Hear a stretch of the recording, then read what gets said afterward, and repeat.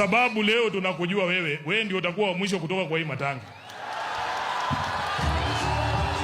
Tuko na uhuru ya kuzungumza. Niendelee. Kama mnakuja kunipiga basi niwache microphone niende nyumbani. Ama maana gani? Basi wacha niende nyumbani basi. Mimi hakuna siku utanikuta ati napanga kikosi ya kwenda vita ati niweke Didmas ndani. Haiwezekani. Mheshimiwa Didmas madarau niko wanje kesi ya khuli wanga mati maiwa sekalo mali za kwekurata. Wati vyekura ya mai wamwende busa sendiseta kwa sababu leo tunakujua wewe ndio utakuwa wa mwisho kutoka kwa hii matanga.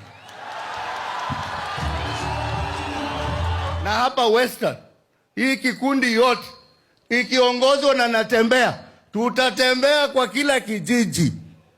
We have to give our people direction because we are tired.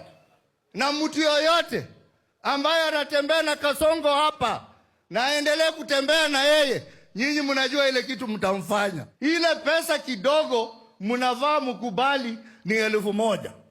Wacha sasa nimuite Kalasinga adili na huyu Didmas Baraza pamoja na Waluke. Sasa bana wewe ngoma. Nyinyi mmanyile. Mimi sikuzaliwa mtu tajiri. Mimi ni kijana ya mjane, mnajua hiyo yote. Wala marafiki zangu wengi ambao wamekuwa hapa wakizungumzia maneno ya pesa, wako na pesa mingi. Hao wengine ni matajiri kuliko mimi. Tofauti yangu na yao, hao ni wachoyo, mimi ni mkarimu na kuwa na wananchi wa kawaida wale wa chini. Huyo Mheshimiwa Godfrey Osotsi, yeye ni chairman ya Central Funds Committee ya Senate ya Kenya. Wale maseneta wote 47 wa Kenya, akiwemo gavana wetu, akiitwa kwa Senate, hakuna mwenye huwa anaenda kwa mkutano kabla hajabikia kwa Osotsi amwachie kitu. Ni uchoyo wako nayo, si hati pesa hana. Na nyinyi niwaambie watu ya Bungoma, kama kuna mtu kwa hii timu ambaye mimi na heshimu wako na akili ya kupindukia, akipata cheo anajua kujitetea, ni huyo Godfrey Osotsi. Alikuwa Secretary General wa chama cha ANC, akapima hesabu, akakuta Musalia Mudavadi ni mtu ambaye hafuatilii maneno. Alijinominate kwa bunge, akanominate bibi yake ya pili, akanominate na mother-in-law yake, ni mtu ya kutumia akili. Akiwa kwa Sifuna hapa ni hesabu anapiga. Si ati anapenda Sifuna.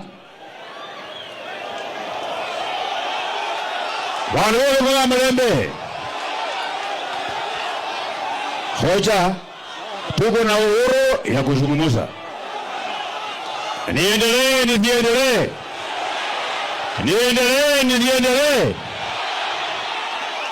Kama mnakuja kunipiga basi niwache microphone niende nyumbani. Ama maana gani? Basi wacha niende nyumbani basi. Ona, toka bwana.